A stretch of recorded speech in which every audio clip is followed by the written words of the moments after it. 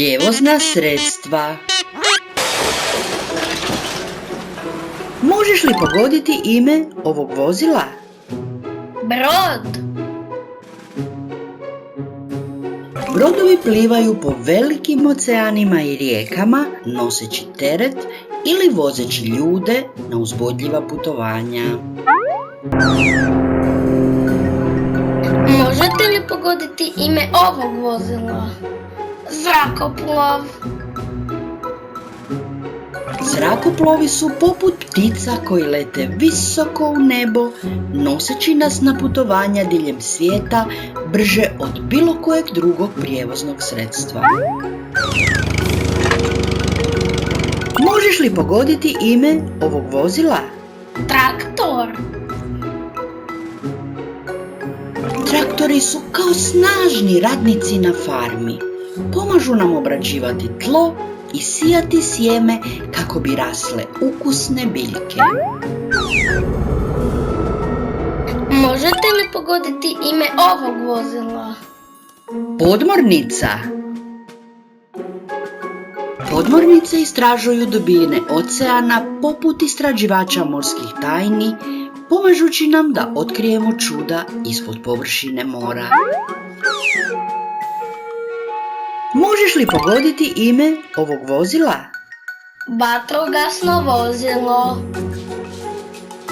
Vatrogasna vozila su naši hrabri zaštitnici od vatre.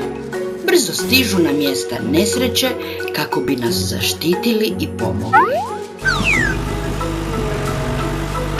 Možete li pogoditi ime ovog vozila? Bager. Bageri su poput velikih mehaničkih ruku koje kopaju i grade. Oni nam pomažu stvarati divne stvari poput cesta i kuća. Možeš li pogoditi ime ovog vozila? Kamion kiper. Kamioni kiperi su vozila koja nose velike količine različitog materijala. Kad se podigne stražnji dio, sve se ispušta i koristi za gradnju raznih stvari. Možete li pogoditi ime ovog vozila? Automobil. Automobili su naši vjerni prijatelji na cestama. Voze nas na igrališta, u školu i mnoga druga uzbudljiva mjesta. Možeš li pogoditi ime ovog vozila? Vozilo hitne pomoći. Vozila hitne pomoći brzo jure cestama kako bi pomogla ljudima koji su u nevolji. Njihovi hrabri vozači spašavaju živote. Odlično, djeco. Ponovimo imena vozila još jedanput. Brod.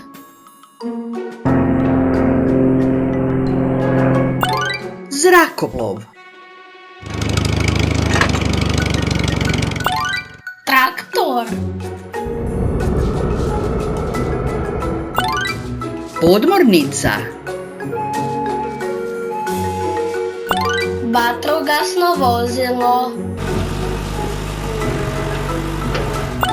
Bager. Kamion kiper. Automobil. Vozilo hitne pomoći.